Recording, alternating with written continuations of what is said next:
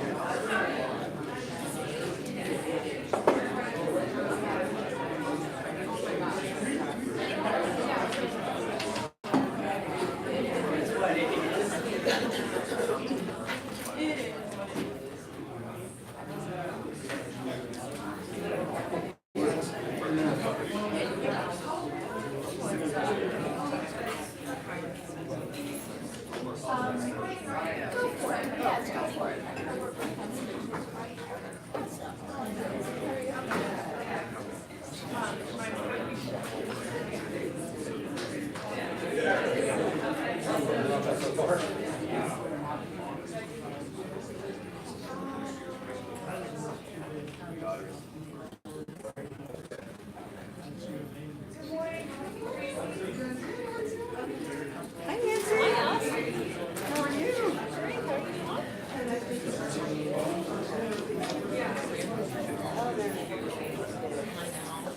Four, six, and eight. Wow. How about you? 16 and 16 now. I can't believe it.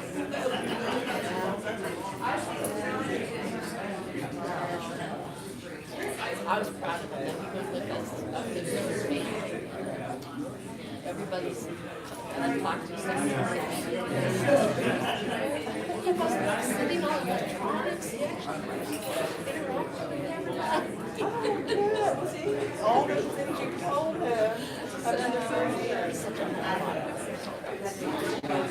I love just being the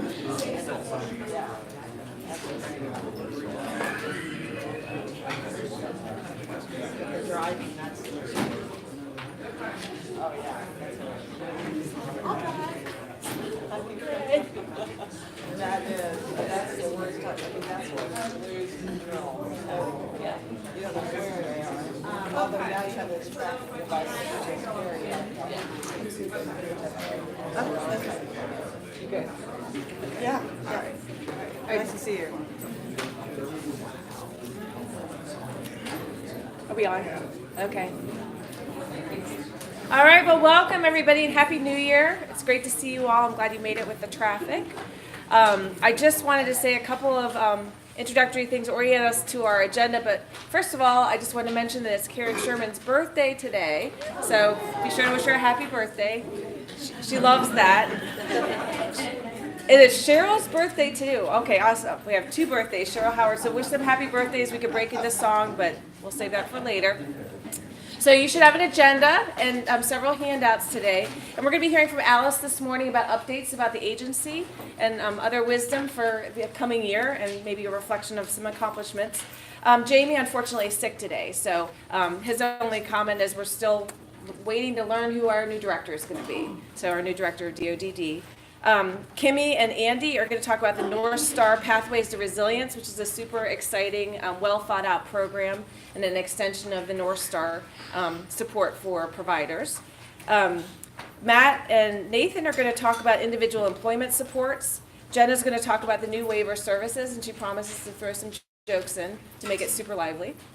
And then Eric and Sandra are going to talk about our Allies program update. And if there's anything else you want to add to the agenda that didn't get on there, please feel free. We'll open up time at the end for that. And then just a reminder at the end, please stay if you have time and network with somebody you don't know. All right? So I'm going to have Alice come first and give us some updates. Good morning. Happy New Year. I think this year is going to be a great year, and hopefully we'll be able to all be on the same page as we go through the year with whatever's going to happen. As Dawn mentioned, we still do not know who the new Director of Developmental Disabilities is going to be in Columbus. When Director Martin was chosen for that position, no one ever dreamed that he would be in there for 12 years. It's just unprecedented. Usually a director stays in there for one session of a governor, and then they're out and there's somebody new. So it'll be interesting as we go forward, once they announce who it is, what's going to happen and what direction they're going to take as far as the state and what's happening. I wanted to start really by thanking you and each and every one of you. What providers do are such a vital component of the whole system that we work within. I was a provider at one point in my career, and it's a very important job. You have the day-to-day operation of people, and without your help and without your expertise, we would never make it through what we do. So I want to thank every one of you for what you do, and hopefully we can work together this year to enhance that and help with the issues that you may be having as providers. 2018 was a busy year for us. We did a lot, and some of you were very involved with that. Our board actually voted at the beginning of 2018 to remain as the safety net for our school program. I know there's been a lot of talk about schools throughout the years, about closing them, keeping them open, that sort of thing. But the people that we have in our schools are very involved, either physically or behaviorally. So the board did take action and said we will remain this safety net for those students. So that is, if anybody had any doubts about that, that has been erased. We're going to try to promote the safety net issue with other school districts throughout the Hamilton County. So we're working on that. We did receive our 3-year accreditation from Department of Developmental Disabilities, and we're really proud of that. A lot of people did a lot of work with that, including providers and what you do for people. Our agency did receive the Blacksmith Award, and in case you're not familiar with that, it's the top PR award in Hamilton County and I think elsewhere. But we got that award for our social media campaign, 50 years and 50 Hamilton County facts. So that was a big coup for us. Latrice Smith, who works in our intake and eligibility, actually won a Partners in Excellence Award at Ohio Association for County Boards this year. And that was all due to her work on the waiting list. She was on the committee that helped design that new rule.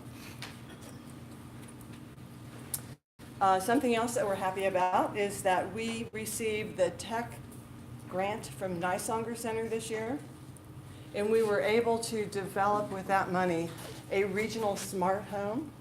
And that is it is at the Southwestern Ohio COG office up in Warren County.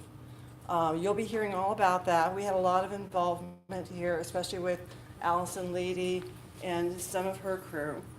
And we actually had vendors set up 2 or 3 rooms in the COG offices to show their wares, so that you can bring individuals and families there and say, this is what's possible with remote supports. So we're really happy it's starting off this year. I don't know what the schedule is, but I'm sure that we're going to be finding out more information about that.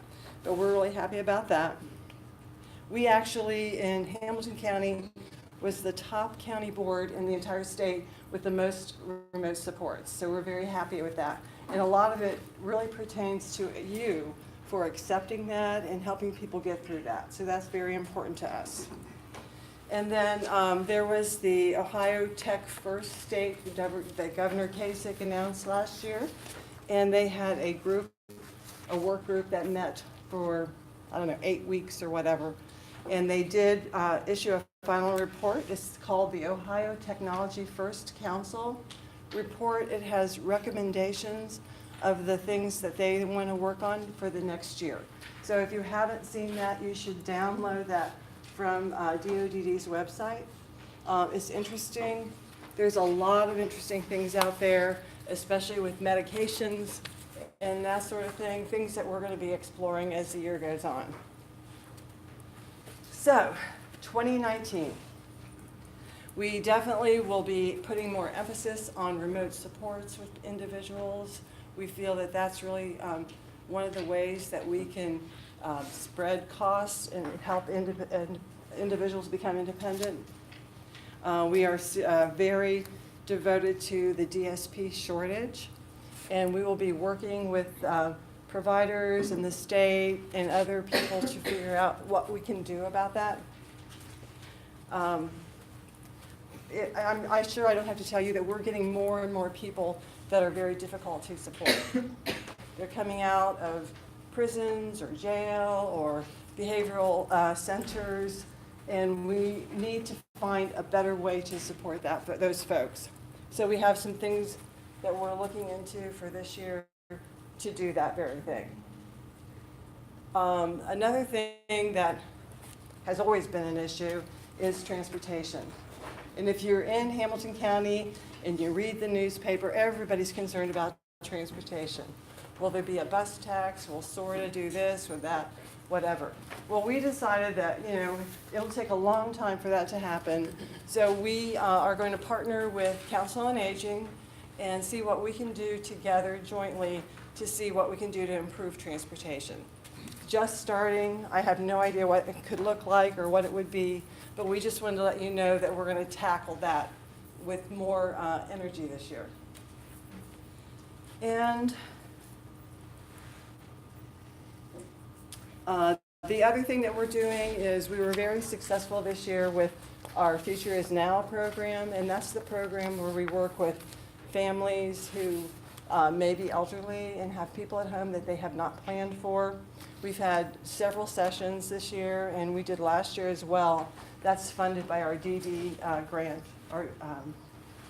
And it actually has brought a lot of people together to plan for their son or daughter with the siblings that live in the house as well. And there's just so many things. I really could go on and on and on about everything that we're doing. We think it's really important to support people with complex needs, and what we're going to, we'll continue doing those kind of things for our folks. Let me just take a look. If you have not seen our annual plan. The board just finally voted on it last night. So it should be out there on our website. These are the goals that we will be looking at for this year. So make sure that you get a copy of that as well. So anyhow, I think I need to leave because they're going on with another topic, but I just wanted to say Happy New Year. I think 2019 is going to be a great year, and if you need anything, let us know. Thank you. Thank you so much, Alice. I do think it's so important that that we continue to keep our eyes focused on not just the annual plan goals this year, but how we're thinking strategically. So thank you for your partnership in that. We had the public hearing on the annual plan, which we do every year, and we had several providers show up, and I really appreciate that. Your feedback really is invaluable, and we can't do any of that work not in partnership with you. So your partnership has been very helpful with that. So thank you. So next we've got Kimmy and Andy, and they're going to come and share with you some work that has really been going on over the last year, probably a year or two, the idea, but the last year, some really hard work of creating a program that is really going to begin to address resiliency and building resiliency. So thank you too. Okay, if anybody can't hear me, just give me some riddles so they can see. Oh, okay. Wave to all the virtual people. All right, so I have some exciting news. We're starting a new North Star program. How many of you have heard of North Star? Okay, a lot of veterans in the room been through the program. We're taking it in a brand new direction based on what we've learned over the last few years, I would say. And it's going to be based on resilience. And so one thing we realized is that we work with a ton of survivors. Every day we watch people who are resilient continue to build their skills, and that includes staff. That includes individuals we serve and all the people around us. And so Pathways to Resilience is the newest North Star branch. The program will include much of the same constructs as the original program, so you'll have a navigator, you'll work on things to incorporate into the structure of your agency, except this is going to be really transformative insofar as we're going to practice trauma-informed care and increase resilience among staff and individuals. So we are hosting an information session, which you will find on this part of the flyer. You are eligible to participate in this program if you have been through the first North Star. So if you have been through it, we encourage you to come to this information session. You get a little more information on trauma-informed care in general, and then you'll get some more information on what the program is actually going to entail. It's super exciting. It is the result of 2 years, maybe a year, a little bit more of a collaboration between 4 agencies and Hamilton County through a grant called Building Capacity for Trauma-Informed Care. And through that grant, the 4 agencies that are involved are also part of the North Star program. They're going to share with you their experience and sort of help guide your agency in much of the same way that they learned how to do through their grant. So. Yeah, so one of the things that Community Supports participated in with our 3 other partner agencies is we endeavored in a grant to build capacity for trauma-informed care. So what we did was we received funds from the state to implement foundational training, to go from basic trauma-informed care that you might receive in a traditional classroom setting to practical implementation, which is going from trauma-informed to trauma-responsive. And it was a process that we went through. It took a couple of years to get through, but all of our staff at our agencies have been impacted to the point where our whole philosophy as an agency has changed due to this grant. The way we approach providing supports to individuals with profound challenges, with the trauma history, to the approach that we have with our staff, all of that has changed throughout the course of this grant. And one of the promises we made when we endeavored in this grant was that we would build capacity, which is beyond just us as one provider, but to help replicate that with other providers throughout our county. So what we're doing with this North Star initiative is really trying our best to replicate that process for other providers who are interested, who went through the North Star process to understand sort of, what that commitment may be. But if you go along this process with us, our goal is to be able to build capacity through other providers beyond just community sports or the other 3 partner agencies that we have. Yeah, so essentially, and I'll speak personally, this is a transformative experience. This is your heart and your head meeting up and doing the right thing for people. It is not just another set of strategies to try some days and other days you kind of let it go. It is a whole experience that will actually change your life, and so I really encourage you at least to come to an information session, hear us out. We have built such strong relationships between the board and providers, and we hope to really build a community of people who support each other empathically, which is inherently what trauma-informed care is. So come as you are, hear us out, give it a shot. And the information session really is, it's sort of like, if you've been through the North Star process, we do the realistic job preview, something that we do with new applicants to see, hey, what am I about to get into if I get involved in this field? We're trying that as far as the information session goes to help get everyone a realistic expectation of what it is you're getting into if you apply for this program, what is it going to look like, so that you can make an educated decision as to whether or not you want to participate. So. Yeah, does anybody have any questions right now? We're going to have a sign-in, or this is just a RSVP sign-in. If you're interested in coming to the info session, I'm going to have it up front here, so on the way out, if you could just put name and email, and we'll contact you to follow up through that. Okay? Great. Thank you. Thank you. Well, thank you both. It really has been a lot of hard work, and so we're really eager to get this launched and learn from that. Ryan is going to come up here really quickly as Matt and Nathan get prepared, and just have a few reminders about our upcoming levy this year. So, Yeah, so just want to remind everybody that this is the year that the levy will be on the ballot. For those of you who aren't aware, it's something like 75 to 80% of the funding that we receive, that we use to pay waiver match, and everything that we do comes from that levy. So you'll be hearing a lot more about that over the next year.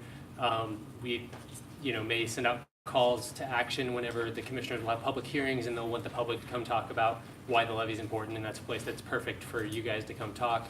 If anybody wants to get more involved on some of the actual levy campaign stuff and the fundraising and things like that, Dan Connors from St. Joseph Home is one of the people who's on that levy committee. Jamie Steele is doing some work with that. And if you talk to anybody around here, somebody can hook you up with that committee if you want to get involved with the campaign. So that's all I have at this point, but stay tuned. You'll be hearing a lot more about it over the next year.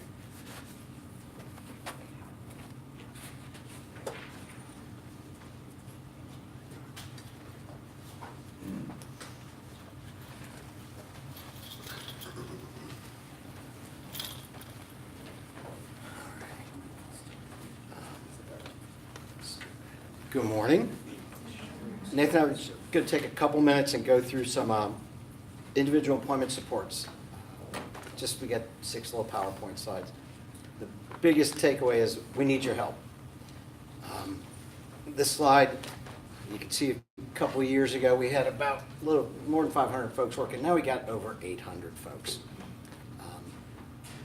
What's not on that slide is there's 13 providers providing individual employment supports. It's not a lot of folks. We got some agencies doing the pretty intensive work with folks, doing the job development, doing the ongoing job coaching, and doing the more intensive follow-along. What's happened is as people get better at their jobs, they don't need that amount of support. And some of those agencies are getting stretched really thin, trying to drop into somebody once a week, once a month, once every other week. That's what we're here for today. Some of you residential providers are driving people to Kroger, to McDonald's, to Wendy's, to Arby's, to the Y for work, and dropping them off and picking them up. You might want to consider adding individual employment supports to the services you can provide. You can, and we'll walk through, if you go back to the beginning slides here, Nathan. Yeah, and I just want to add too that one number that's really prescriptive for what Matt's describing is that we track past employment monthly based on the My Plan process. And there are somewhere around 500 people who are on Path 2 saying that they want competitive integrated employment. So as Matt was saying, I think it's a key element to consider that over time, these numbers will continue to increase. People hopefully will move from Path 3 to Path 2 and forward. So we're trying to get ahead of the market. The other aspect to kind of consider too is that people, as Kimmy was kind of discussing, people with more complex needs that may want to work in the community, it sometimes may disagree or agree with this, but it sometimes makes a lot of difference for that individual to know the staff that they're working with, to know what makes them tick, especially if they're going to be going out in the community into a job where they need some more intensive supports. And that's why we really also want to talk about individual employment support. So if you haven't heard about it, this is just meant to be a very introductory kind of discussion about individual employment supports. If you weren't aware and are interested in becoming certified. So I have the rule reference here in case you want to look that up and read over it. We have some great resources in our county. Dave Buchanan's been around a long time. Angela Hayes, have some contact information for her at the end of the slides to talk about this. But individual employment supports is to maintain competitive integrated employment. And prior to April of 2017, that was called Supported Employment Community, if you're familiar with that. So it's a one-to-one service that includes job coaching, training and assistive technology while on the job, and other workplace support services that enable that person to work at a job setting. So it's all those services, systematic training, coaching. As you know, we work with OOD, so this service is meant to enhance a job seeker's employability after OOD is involved. There is a nuance to that I put in here, that the SSA will be working with providers that provide this service to fade that job coaching over 30 days after that is put into place. So that is in the rule. It's available through the Iowa waiver, the level 1 and self waivers, and also we have local funding that's available for IES as well. So the activities, again, job coaching, personal care can be a part, but it can't be the entirety of the service. Training and assistive technology and other workplace support that you provide to individuals. The outcome of the service is sustained competitive employment and also advancing. I'll say that's on here, but advancing at their career is something we want to talk about and think about, not just being stuck at Kroger and Wendy's, as Matt said, but what are the next steps? And that's what this service can also do for folks, is to enhance that job for people. Quickly, this is not an all-inclusive list, but some of the provider qualifications for individual employment supports. If you're an agency, there's some criteria there. Complete an orientation within the first year, assign a mentor, probably very familiar with some of this language, and then receive specific, on-the-job, specific to each individual served, and have a written training plan. It also can be provided by an independent provider as well. So the independent provider must have at least 1 year of experience or 30 years of formal training related to support for individuals to maintain employment. You want to add anything to that, Matt? No. I'll just highlight to call Angela Hayes if you have questions about further training requirements.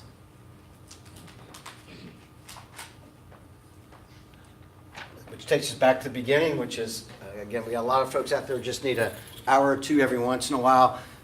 More folks are going to be working. If you're not doing it now and you want to do that, you're already sitting at those My Plans, you know what's expected. You're probably taking people there, picking them up, dropping them off. Consider adding that. If you want to talk to Nathan, myself, or Angela after this, we'll be hanging out. We're looking to kind of grow that pool of folks to support those people. So please give that some thought and consideration. All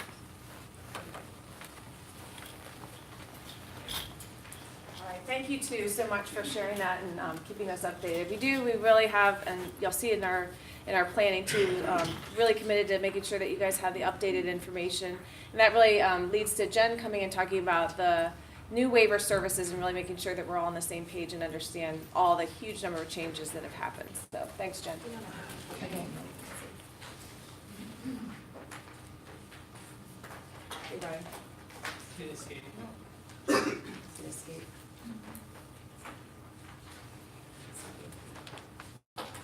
should already be open.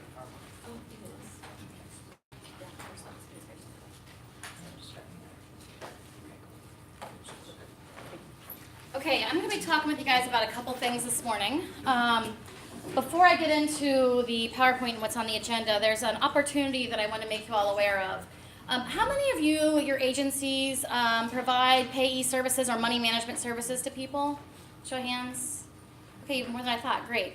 Okay, so I would like you to pay special attention, those of you who do this service, but it's not limited to those people. We are going to have an opportunity we'll be letting you know about. Tentatively, the date will be April 4th. We're waiting for confirmation, but I think that's what it's going to be.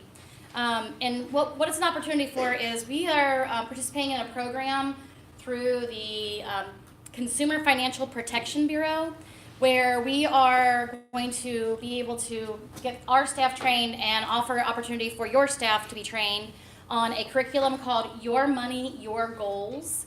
If you look on the, just Google that, and it comes up under the Consumer Financial Protection Bureau's website. But it's a really neat curriculum. I think there's 9 modules right now. It looks like we'll be doing training on all of them. And what it is, it'll be a train the trainer session. It's an all-day session. Like I said, looks to be April 4th. And you get people trained that on these modules that they can then go and work with your individuals on better understanding their money, understanding how to make goals related to money. I also think it might be really helpful for agencies that do this work to maybe send home managers, people like that are dealing with people's money on a day-to-day basis. The curriculum, the modules are out there. You can look at them. It'll be a free opportunity. It looks really interesting. It's pretty sought after. And so the idea is that we're going to open up probably up to 25 slots for providers to send staff to become trained in this. You'll get the curriculum. It's not copyrighted. You can reproduce it, use it as you wish after that. The only stipulations is if you do attend the training, we would only ask that you let us know if you then go out and do trainings. That's part of the receiving this grant that we're going to be getting, that we report that data. It's pretty simple though. Really just let us know you're doing training, how many you train. That's really it. Take a look at the modules. I think it's pretty interesting. Like I said, it's also adapted for people with disabilities. So it's a curriculum that they had and they adapted it for our population. So I think it's a very interesting opportunity. And if you're interested, please email Beth Lunsman, and her email will be in the notes that Karen will send out after the meeting. Likewise, if you're not interested in really having a person trained to be a trainer, but you want to receive the training, send your staff to a training that we will be hosting. We will be doing those after we get trained, and let Beth know that as well. So you can do either or both if you're interested. Any questions about that? Okay, more information to come. April 4th is a tentative date. Hopefully that'll work out. I think it will. The other thing I want to give you a quick update on before we get into talking about the new waiver services, which I promised Donna would make very interesting. She said it was dry. I don't understand her. Prior to the new year, we were having extensive problems with DOD's IT system. They had a major issue. I'm not a tech person, but the best in layman's terms I can tell you, they converted their system to a new platform. It moved to the cloud, and among other things, and it basically caused the whole system to shut down. So for about, what, Nancy, 3 to 4 weeks before the end of the year, we literally could do nothing. So if anyone's waiting on pause or new services, we couldn't set up any new services. We could make no revisions. For at least 2 weeks, we literally did nothing. They could do nothing.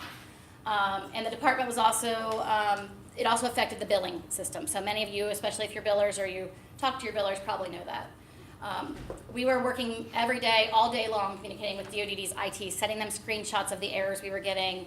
I mean, they would put things and it would just sit and roll. Nothing would happen.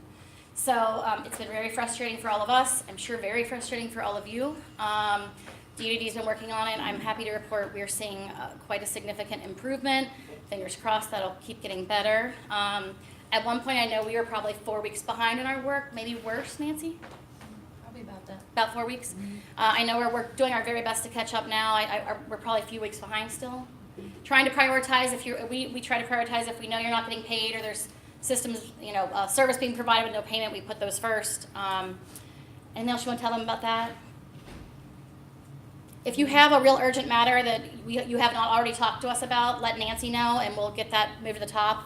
Like I said, we're working as hard as we can now that it's up and running, but for a while we could do nothing. So, any questions you guys have about the system? Are you guys experiencing billing problems still, or has that gotten better? Does anybody know? It's better. It's better? Okay, good. It was the worst possible timing for everything, of course, but it's getting better, so. All right, Alice mentioned the smart home that's at the COG. It's nearly complete. They'll be doing a soft opening in February with some specific tours for people, and then looks like probably in March it'll open to the public. More information will be coming. We'll make sure we get it to Karen to send it this whole listserv. It'll be available. You'll have to schedule times to go, but our staff, along with some of the provider staff, will be doing tours to show the different equipment. We'll be adding to it over time, so as we talk about this new service with assistive technology, we're going to be looking at what items do we want to have in there that may not just be about related to remote supports, but just different technologies that could help people in general. And we'll be buying some more equipment using grant funds that'll be out there for demo. So take advantage of that when it's available, and we will make sure you know as soon as we are open and ready to go. It's a pretty exciting opportunity.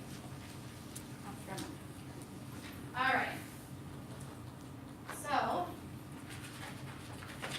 we have a number of new waiver services or amendments to waiver services that went effective January 1. I think I mentioned a lot of them last time, but I want to walk through them.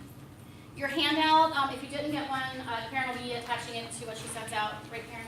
Just in case. So what I did is I took, I actually stole the department's PowerPoint. They gave it to me. I guess that's not stealing. I took all this information except for the very detailed slides about the new daily billing, and I put them into a couple page handout for you. So that's what your handout is. So I'm not going to read you the slides. I want to go over the new services, kind of walk through what it means to us, and then I'll ask questions as we start going through. We'll do our best to answer. If we don't know, we'll get the answer and get back to you. Okay, so these things are going to affect the ones we're going to talk about. We'll talk about assistive technology. That's the new service. Modifications to the remote monitoring, which is now called remote support. We'll talk about the new community transition service and the new daily billing unit, the DBU. All right, assistive technology is a really exciting new service. Let's talk a little bit about what it can do, and there's a couple different components to this service. So it's a new waiver service. It can pay for a number of different things. It can pay for consultation related to assistive technology. It can pay for the actual equipment itself. And it can pay for support for use of that equipment in a person's life. We'll talk a little more detail about each of those. Consultation isn't required for all purchases, but there's some, especially if it's a larger purchase, where we might recommend that. And or if we're not sure if it's going to be something that's appropriate, we may look for consultation related to that. Some of the waiver caps here that are important to keep in mind under equipment. This is equipment specific under assistive technology. It's got a $5,000 per waiver span year cap. And we can only use authorized equipment when these things are present, which is true for any waiver service. This is not new information. Only when we have an assessed need, and it has to be disability specific.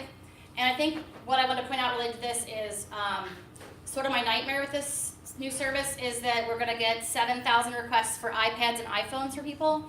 We will not be authorizing carte blanche iPads and iPhones for people unless there is a disability specific need that we are meeting. And it has to be an assessed need that's addressed in the ISP, the My Plan for us, and then the technology to meet that need. So this is not just an opportunity for everyone to get cool equipment. We have to have a need assessed before we can do that. Same with any other waiver service. Can't have other funds to pay for it. We know this. One example related to the Medicaid card, if a communication device is needed, that would be something we would look to Medicaid to fund. We wouldn't just automatically go to the waiver because we can get Medicaid funding for that, for communication. Always least costly item to meet the need. Okay, some things that equipment can include, and some of this is self-explanatory, but I want to kind of walk through it a little bit. So they can be just off-the-shelf items that we purchase. Or they can be items that are purchased that then a vendor modifies for that person. They can also be built, custom built.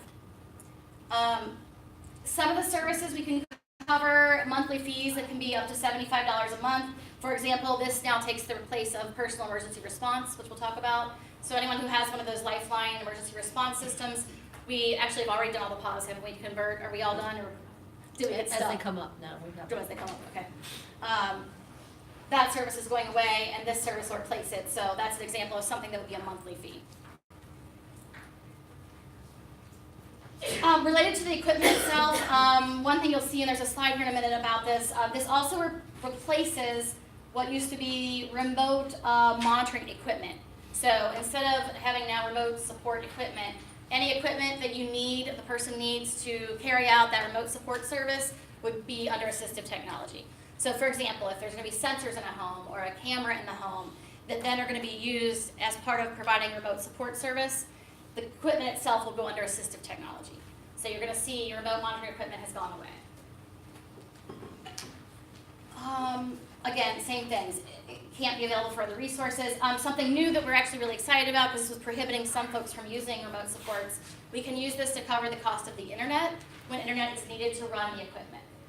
Particularly remote supports, that's often needed. Many of the different types of equipment and monitoring devices need internet. Related to that, two things to keep in mind. The vendors, when they set this up, we were told they know how to do it in a way that kind of locks it down when it's only being used for the equipment. Now, I will say this. Was anyone at the OACD conference in the fall where they talked about this? You were there? So they actually came out and said this, which I was a little surprised to hear. They said that is in the rule because they had to get it in the rule for CMS purposes, but they said they will not be policing whether the internet is truly locked down or not. I don't know what that means. I just wanted to share that's what we heard. Again, it's saying that the rule does say that the internet shouldn't be used by staff, the individual, or other people in the home for any other reason other than the equipment or assistive technology. The support component of this service, again, there's a cap here, which is 40 hours each waiver span. And this can include therapists or other staff who work with the person and the equipment to make sure it's working for that person. So that kind of ongoing support. So what we don't want to see is buying equipment that then someone doesn't understand how to use or know how to use, and it's not being taken advantage of. So that's the reason for this support component, so that we are able to have a way to fund providers to provide that support. I do think some of this will be through therapists, but it doesn't have to be a therapist. So if you have someone who's just tech savvy, who can be out there working with the individual, that would be allowed to be authorized this way. Any questions so far? No? Okay.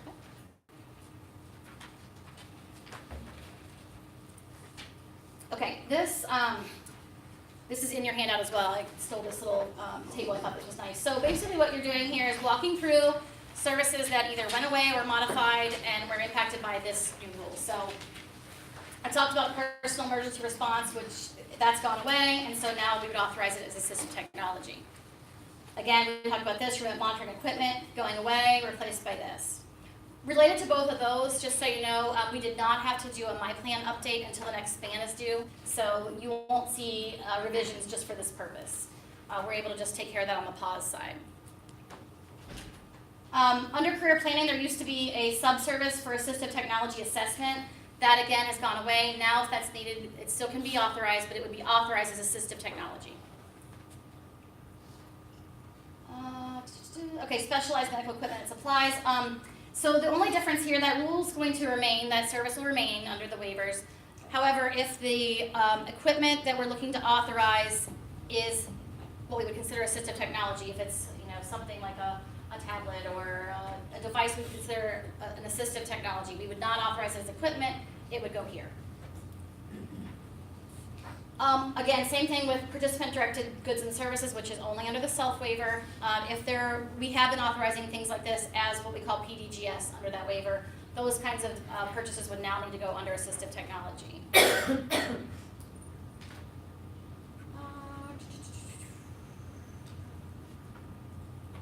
Okay, we know this. This is just telling us that we can't call something assistive technology if it's really fits some other definition. Okay, we talked a little about this, just a little more detail here about this. So the remote monitoring rule, we've been calling it remote supports for some time now, but it's officially changed in the rule. And as a reminder, when we talk about remote support, we're talking about using technology so that people can receive the service from someone that's working in a different location. We have several, are any of our remote support providers in the room today? One, only one. Two, I'm sorry, who else? Three? Okay, great. Jim, the other ones are here remote. Oh, you know what, they probably are, they're probably there. Thank you, Eric. I didn't come with any jokes, so Eric did. I was on a 2-week vacation, I'm really off my game, Eric, thank you. All right, so we are, as Alice said, the leading county in the state, which we're really happy about. We'll continue to do this work. We have a targeted team that's looking at how can we continue to expand.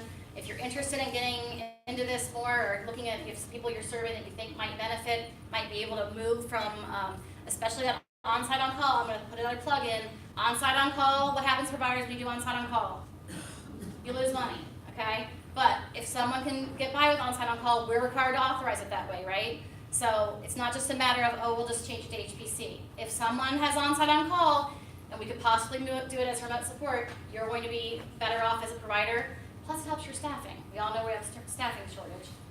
It's a lot easier to find, you have one staff doing remote support somewhere, serving, 6, 8, whatever people. A lot easier to staff that than it is to staff a person at home overnight at your schedule. If you're interested in getting more into that, let me know. I'll get your agency name over to our team working on this, and they'll be happy to work with you, try to work through your cases, see who we might be able to extend this to. Oh, we talked about that change in name. Oh, the rate will be going up. The new rate, I didn't go look it up. They said it was going to be about 6%. Did you look at it, Nancy? I don't know what it is. Can't remember what it is. So that's good. So that's for the, if you're doing the remote support service, going up 6%, which is great. Also, for level 1, remote supports now fits in the $5,000 budget limitation. I think before it was coming out of equipment, maybe? Right, the equipment. So it's now coming out of the main budget. Questions? Anything I forgot to talk about, Nancy, that you want to point out? No? Any other points anyone wants to make about the service? Yeah. If the guardian is opposed to the remote support, but the client clearly would benefit from it. So the question, in case you couldn't hear it, for those watching remotely, the question was, what happens if the guardian opposes? And this has probably been our biggest stumbling block. Guardians who are, for good reason, fearful, but we as a team think that this person really could do this with remote support. Our teams work really hard with different cases, different situations, and we're more than happy to consult together to kind of help people through this. One of the things they're working on right now is putting together some videos of success cases where people are kind of talking about their experience with this. I think that's really helpful to families that are fearful.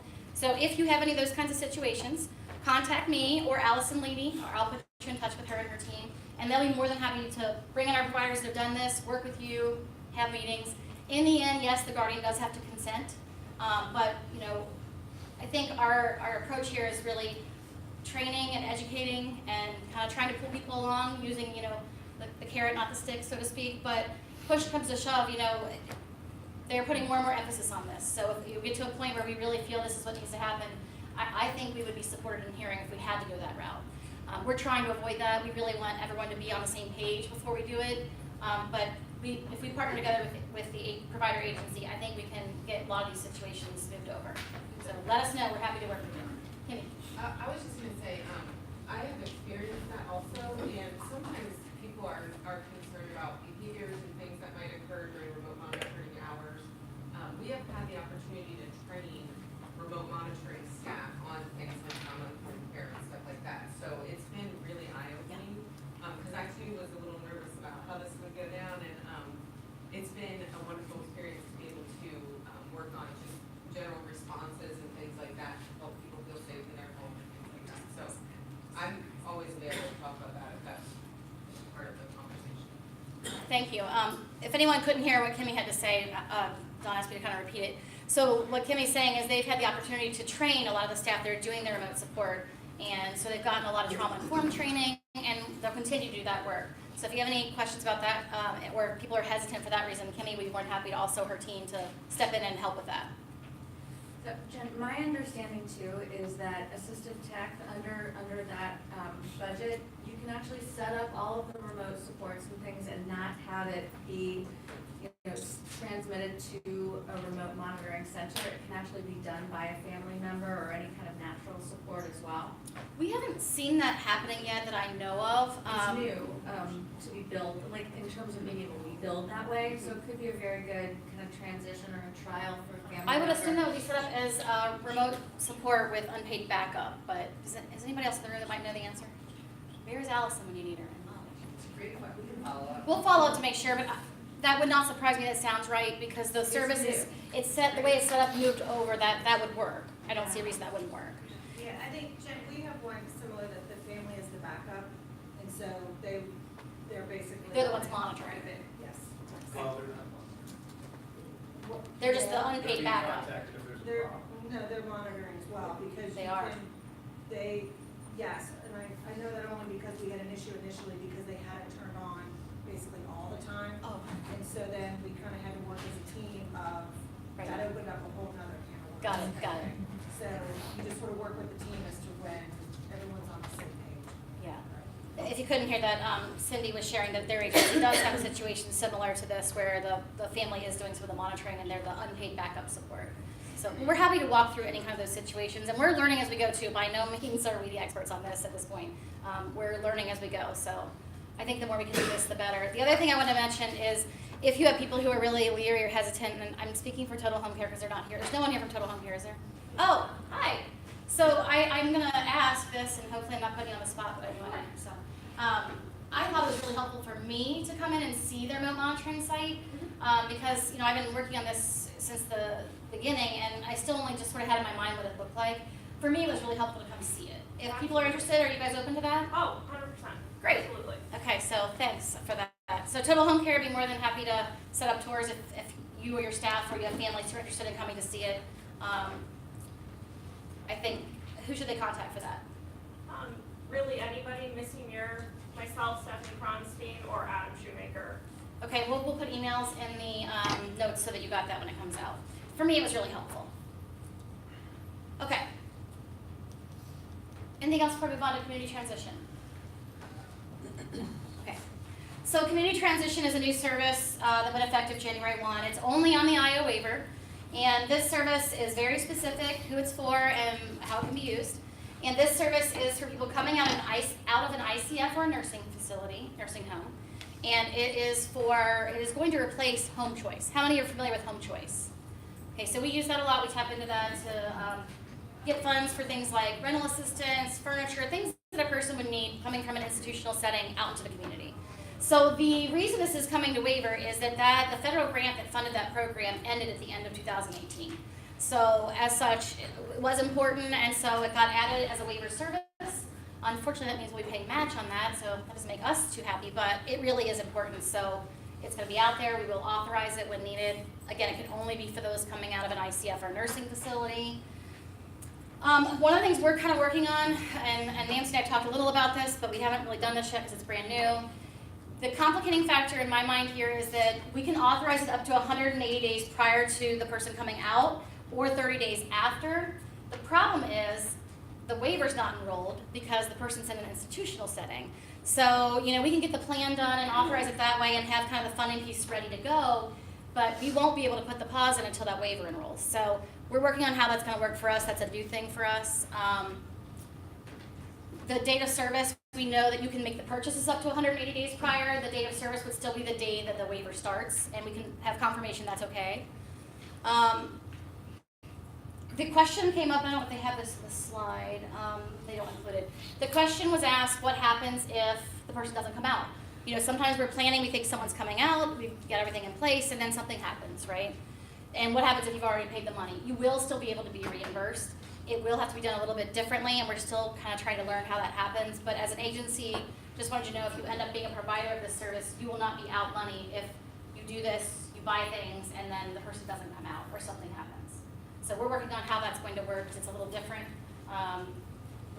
If you get in Home Choice, our staff here, if you don't know who runs Home Choice for us, mainly Debbie's still doing it, Dave. Debbie Greenbaum, our housing coordinator, works under Dave. She does most of that for us, and that will continue to be that way. So we'll continue to do this. How many of you are home choice providers? I only have a couple. Okay. And you guys do have to apply for this service. I did ask that question and finally got confirmation. Actually, Aaron did for us. So if you haven't yet, please do so, because we don't want to not have any providers for the service. And if anybody else is interested, feel free. Let us know if you're going to apply and become a home choice provider, or I'm sorry, a community transition provider, so that we know you're out there. David, you want to add about this new service? No. This is a list of some of the things that you can't use, or things that you can use. You can use it for transportation. There's a limit on that. This is on your handout too. So I think transportation, there it is. We can't authorize any more than $500 for transportation. I've seen that used when people are coming kind of a far distance and need to get here locally. 2,000 is the cap for the service, but only 500 of that can be for transportation. A few things that are obviously not allowed to be paid for, anything ongoing, groceries, entertainment, recreation, of course, alcohol, tobacco, kind of things. It will say to pay for startup groceries, not ongoing groceries though, just to stop the home to get started. Right. I'm sure that this will be a little bit of a bumpy road to get started, but please work with us. Let us know if you're in trouble. We'll do our best. Dave or I can help if you run into any difficulties. Okay. How many of you bill in the DRA? There's a few more of you that should be raising your hands. Okay. So for those who don't, just so you know what we're talking about, anyone that's providing HPC services in a shared setting where more than one person is receiving the service is billing in the DRA, okay, the daily rate application. It's an ancient application that's been around how long, Nancy? Since 2008. I thought it was around longer than that. No. Well, the DRA is not well understood by really anyone, how it works. Everyone knows how to use it to bill, but it's sort of been this mystery. So over the last couple of years, there's been a number of different work groups meeting, trying to come up with a simpler way to do things. You know, Jamie's talked about this in here before, so those of you who attend regularly, this is not new information to you. But finally, we have something. It went into effect 1/1, and the system that will be replacing the DRA, they're referring to it as the Monthly Rate Calculator, or MRC. It lives in the same environment where the DRA resided.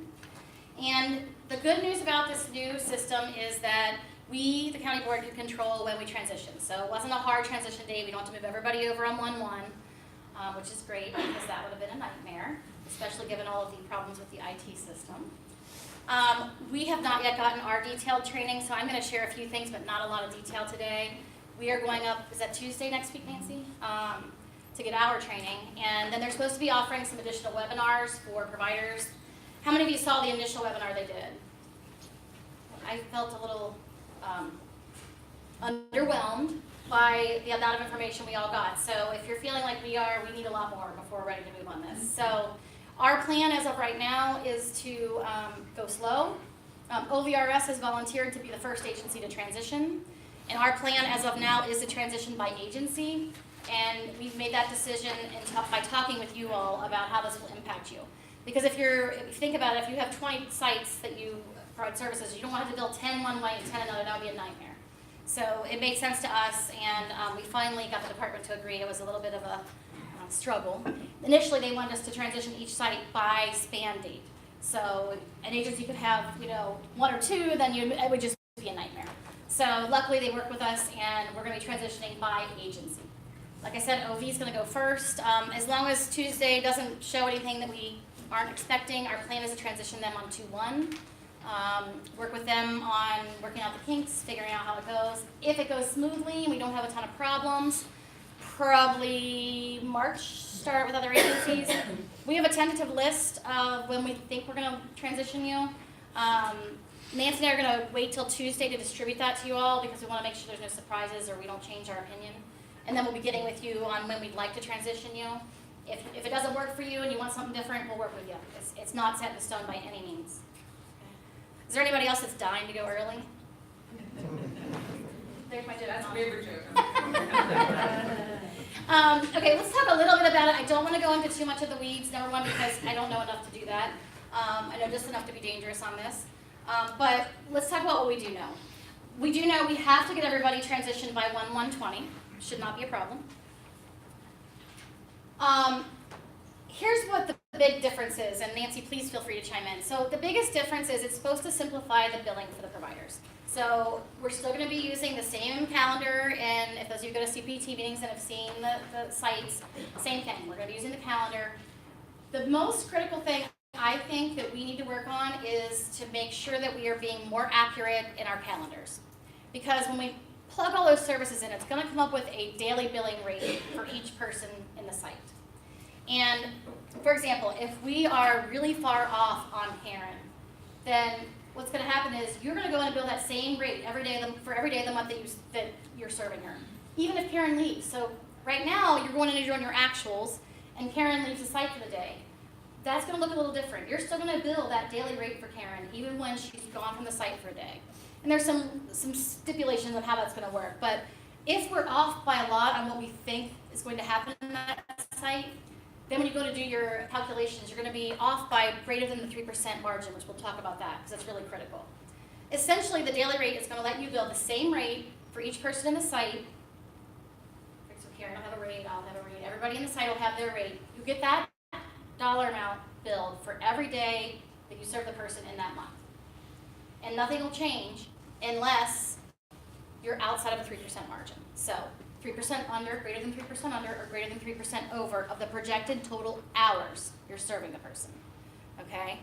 So what we can't have is, right now we have staffing patterns in there, and we know that we have, say we have 3 staff set up in a home, or 2 staff set up in a home, but we only have really 1 that's working because we're having a staffing issue or whatever reason.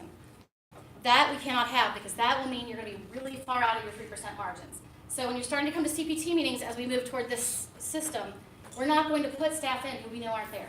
We just can't do it because it won't help you for us to do that, because then you're going to be greater than 3% under it. We're going to have to adjust anyway. So we're no longer going to do that. So if those of you who have other staff who come to the CPT meetings, if you can please get that message to them, that is going to be different when we transition your agency to this new system. That is not going to occur anymore. We just can't do it. It won't help you for us to do it. Right now, the way it is, if we put the pattern in there and it over projects the cost, it's going to get caught because your actuals are going to be under. This new system, it will cause it to fall out. So it will not benefit anyone for us to do that. We will not be setting up patterns that we know aren't reality. Okay? Is that the best way? I mean, it's really, that's why layman's terms, that's really what the biggest impact is going to be, I think. I think other counties are going to have, it's going to be a lot more of a difference for some other counties than it is going to be for us here. We don't do some of the things that I've found out other counties do. For example, Andy's not going to send us a revision because Karen came home from work 15 minutes early, right? That's not going to happen. Andy's not going to send you a revision because Karen was an hour late on Tuesday. That apparently happens in many counties. We don't do that, right? So we give you up to 30 days to send in your revision request. You guys don't send us requests for 5 minutes and an hour and nickel and dime, that kind of stuff. And we don't expect you to. So we don't say, Andy, we know you didn't serve Karen 6 hours today. You only served her 4. Where's the revision? We don't do that, okay? This system is designed to get rid of that, to even out some of those variations. Because what's happening in many places is they're doing all these revisions, hundreds of revisions over the course of a span year, and it equates to a very little difference. So this system is to force us to not do that. We already weren't doing a lot of that. So for us, I think the change is going to be a lot less significant than it will be for some places. Does that make sense? Yeah. And I just then wanted to say, and Jen alluded to it, we're going to have to start putting holiday schedules in and not just put it in unscheduled time, because it's going to be a monthly rate now. So December's monthly rate is probably going to be the highest rate for the year. We don't want to spread that over October through December. We want it to show up in December, so you're within the dollar amount that you need. So we're going to spend more time actually putting all of those dates that you know are going to happen on the calendar up front. Yeah, for anyone that couldn't hear, those who are watching remotely, Nancy's just pointing out the critical nature of making sure those calendars are right for each month. And you're right, months like December, months where we know there's going to be things going on like that, we're going to have to accurately put it on the right month, not just put it in the unscheduled time, which is something we've been doing because it works and it's fine. It spreads it out over that quarter, but anymore we're not going to be able to do that. So I think that means CPT meetings might be a little bit longer, especially this first time through. but I think in the long run, it'll save you a lot of time in your billing. Let me walk through some of these slides. Again, I'm not going to go into too much detail, but what will be in the calculation for the daily billing unit for that monthly cost that it's going to come up with, just so that you know what's included, obviously the homemaker personal care, any on-site on-call cost, and then again, it's going to take all those service costs and divide it by the dates of service in that month. So it'll actually, you know, if there's 30 days or 31 days, it'll calculate it that way. These are the state's examples. I'm not going to try to walk them in too much detail, but essentially take this example. They say, you know, if the HPC and on-site on-call for the month of March totals $4,100, there's 31 days. You're going to do exactly this. Take the $4,100, divide it by 31. That becomes your daily billing unit for that person, okay, the 132. And this is what I alluded to earlier. A date of service is any date that person is a resident of that home and not admitted to a nursing facility or an ICF. So again, you're going to bill for all dates of service, including days the person's not home. So it will help you even out your billing as well, okay? They're talking about, okay, so you're going to get paid the original DBU as long as the total hours delivered are within that 3% window we talked about, okay? So, for example, if the total number of hours that got us that cost was 300, and you're under, so 291, or over 309, the DBU is going to pay it for any hours of the month between 291 and 309. The only time we're going to make an adjustment is if you're outside of that window. Okay. Again, this is what we were talking about, planned absences. You really have to account for those in absences or extra services. So if we know that someone goes to a day program that's closed, again, a week in December, we want that on the calendar, so your costs are reflective of that. Again, data service, we need to look at that a little differently. Okay, so we talked about this. Here they're just doing the math for you. I did not include this in your slides, so I think this gets in the weeds. Those of you who do this work are going to get this in the training and more in depth. But it basically shows us that, you know, we have to include those days in there and how it's going to affect our billing unit. If we put it on the calendar, now that cost, I think it was $4,100 before, now it's $3,190. Now our cost per the DBU is down to $102. You see the impact? And the next month, assuming those days aren't there, it goes back up to the $132, whatever it was before. Okay, again, the 3% margin. I will tell you this 3% margin took probably a year to come to. I was on the work group, and there was a lot of arguing here because at first they wanted to be 10%, and that was too much risk, both to providers and to county boards. So you don't want to do 10% more service and not get paid, right? And we don't want to pay for 10% more than, you know, is being provided. And CMS probably wouldn't have been okay with that either. So it took a lot of debate and looking at data to come to the 3%. So the 3% I think is a pretty good number. That's a pretty decent range for both. Okay. Okay, so this is the piece that I want to get more detail on Tuesday because Nancy and I keep thinking, how is this going to work? Okay, so it makes sense when things are within the margin. What happens when you're outside the margin, right? This is where I want to hear more detail. What they're saying here is if you're within the margin, you're going to get the DBU for all dates services were delivered or that the person was a resident there. Okay, if you're more than 3%, okay, the DBU will recalculate, or sorry, if you're more than 3% lower, so you provided under 3% less than what you're supposed to provide. Okay, it's going to recalculate the DBU based on the actual hours, and then it's going to give you a new DBU, and you'll bill that rate. We don't know exactly the mechanics of how that's going to look, so I don't want to spend too much time on it because it's a lot of unknowns. But that was our biggest question is, what's going to happen? We're going to have to do a revision every time you're under.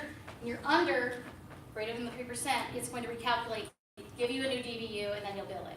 What I'm still a little bit unclear on is you can still bill by the week, even though we're calculating based on a month. What happens if you've already billed for one of the weeks for that change? So Tuesday, we hope to get that answer. I don't know how that's going to look.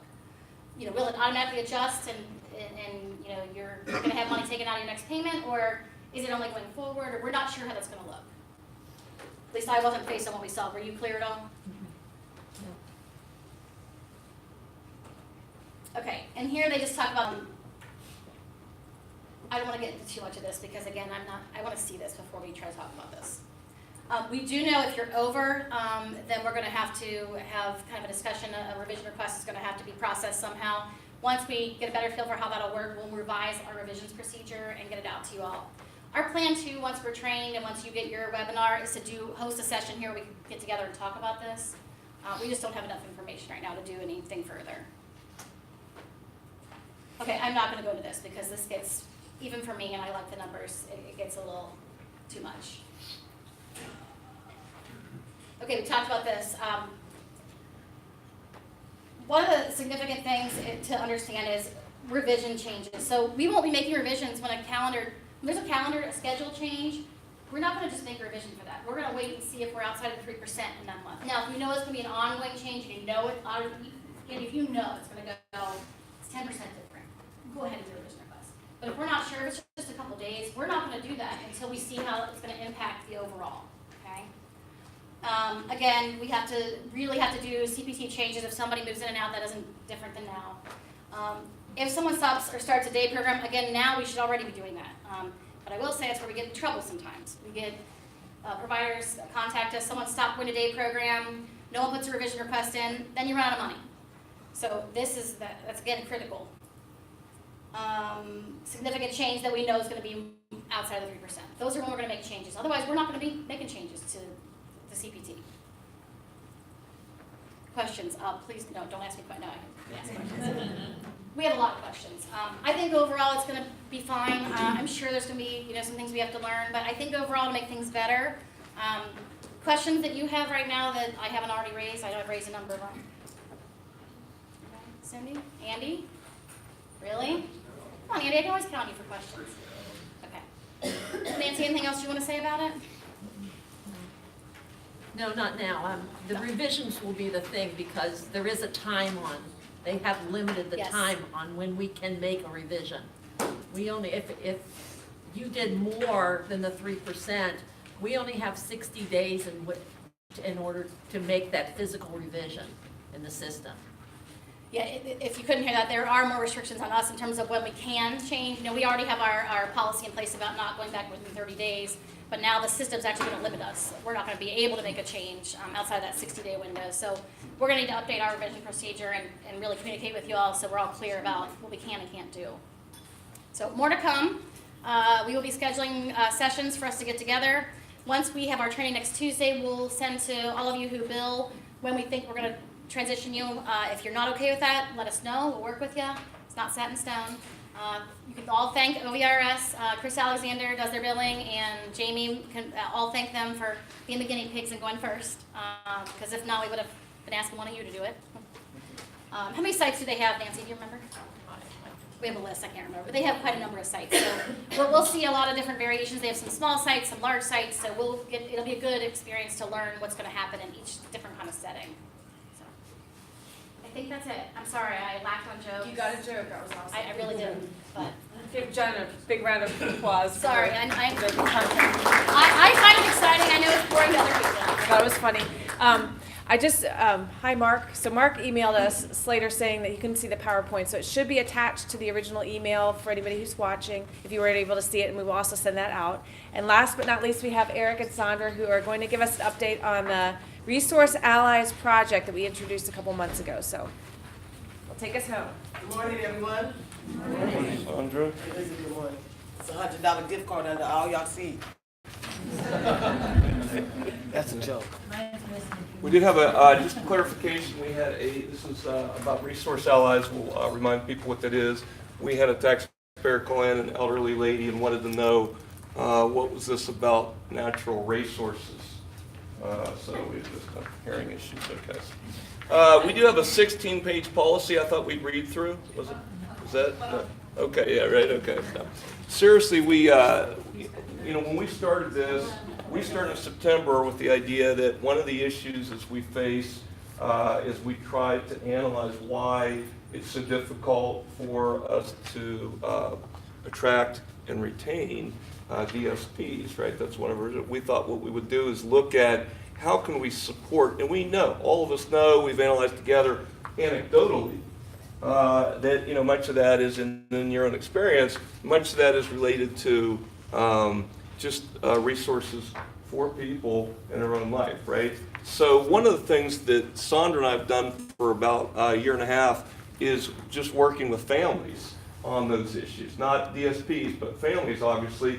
As we talk about integration, I look like an idiot when I go to a family and I'm talking, hey, would you like your son or daughter to become part of the community, be involved in the community, and they don't have food on the table, they don't have shelter, they don't have, you know, right? So while we didn't set out when I took over, when I took on integration to do that, it just became a have to sometimes, right? So that extends obviously to a lot of our DSPs have the same issue. If you have you know, lots of auto issues and can't afford car payments and can't afford to get your car fixed on a daily basis, and you're always working, right? It's hard to get to work. You miss work a couple times. All of a sudden, you know, you start bouncing between agencies. So what we did, what Sandra and I had already done before we did the Resource Allies things with families and that, we knew we can't be everything to everybody, so we tried to focus on 6 basic areas that we thought resource-wise were most pertinent to families. And then, so in this project, we did the same thing. We focused on 6 areas, and those areas were shelter or affordable housing, utilities relief, food, automobile care relief or reliable transportation, child care, and clothing. Those were the things we're going to focus on. And with the idea that the way we started this project is we invited about the first 20, whoever signed up first, of providers, and asked you that, tell your staff, you could call Sandra or email Sandra and say, hey, I'm struggling with something in one of these areas, right? And the reason we did 20, we didn't know, we thought we could be overwhelmed with the number of folks. So we dedicated Sandra's time, and she's really good at this, so that people could call her. And either, if they asked for help, say they were having car issues, we would either already know a mechanic that would work with people reasonably, right, affordably, or if not, we would find one. We would work, and you know, that would be based a lot on where the person lives, what their situation was. So we did this for each category, if that makes sense, right? We either have resources because Sandra's done a lot of this, and I see with my support has gone out and really kind of scoured neighborhoods and different things to say, hey, who's in? Who are our allies? And I think what I hear constantly from families and from people that, you know, DSPs and that is, you know, it's not helpful if we just throw a number at them and say, call this number of somebody that we found in the phone book. That is not an ally, right? So what we do a lot of is making sure that we create allies.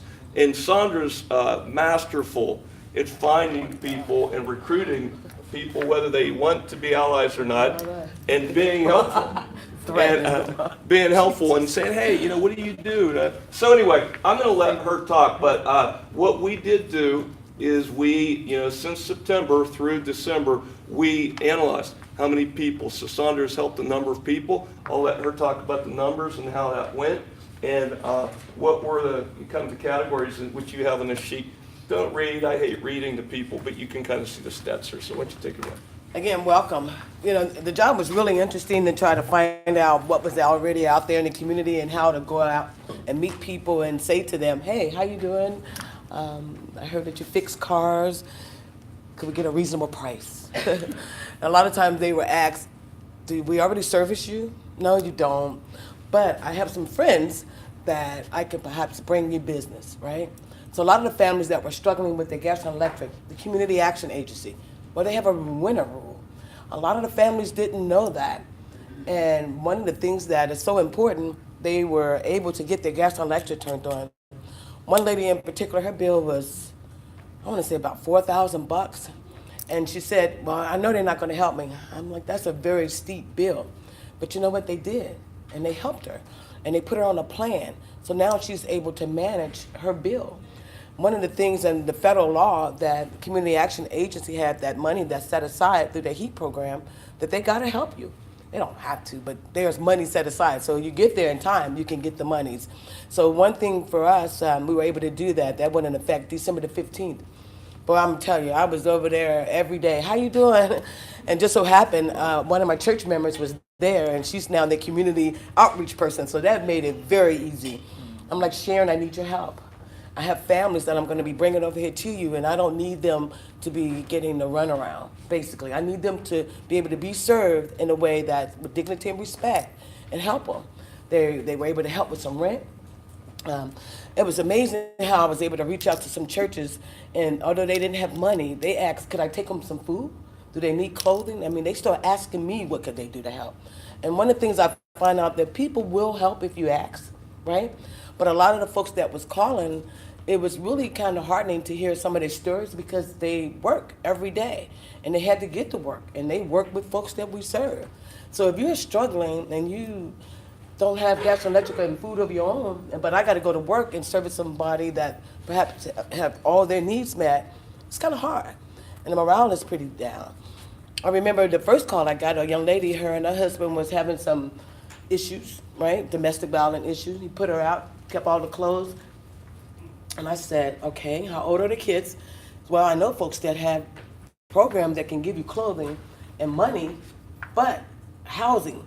I said to her, I said, well, the lease. I said, whose name was on the lease? She said, well, it was both of our names. I said, call that landlord back. I said, he didn't put you out, you left. Asked him, could you have another unit? And she did, and he gave it to her. You know what I mean? His She thing is good, was, isn't she? I know. His thing was he can't come back, but you can come back and your kids. You don't think she was going to take him up on that? And she did. And so I know that she's safe, her kids are safe, and they also have some of the things that they need. And one cool person, I always call everybody cool, so if I say that, just know they cool. She worked for an agency, and I asked her, I said, who's within your circle of coworkers that you can go to that you know that might be of some help? There was one person that she worked with that was already helping veterans. You don't think he was helping her? She said, I never thought to ask him. Sometimes we won't ask because pride, dignity, embarrassment. I mean, I don't think I'm gonna come in and tell Eric my husband just beat me up. I might, I don't know, because I need some help. No, but I'm just saying, who does that? We gotta make folks feel comfortable enough that they will do that, just like we do with the folks that we serve. Make sense? Makes sense. That's what it's all about. I just had a question. I know when I started handing out pamphlets, it was probably intentional, but there was just an email. And so I need to, like, but you were making calls. So is there a call line or do you just explicitly send an email and then you call them back? Yeah, they send me an email, I'll call them back. Eventually, I may ask to talk to them on the phone because I need to know if they followed up with the stuff. So what I'll do, I'll email them back in like another week or so, and then I'll ask them their zip code. So then I'll just indicate the area of town where they live and just call everyone. And so. But we wanted the email so it was a little. So I can keep track of it. Pretty, yeah, to really keep track. But yes, to answer your question, then Sandra calls back and calls back. So we had 60, the cut was we had 16 people. We didn't have near as many people as we thought we might get. But we had 16 people call. They were intense. A $4,000 bill in about 45 days is really, just figuring that out was crazy.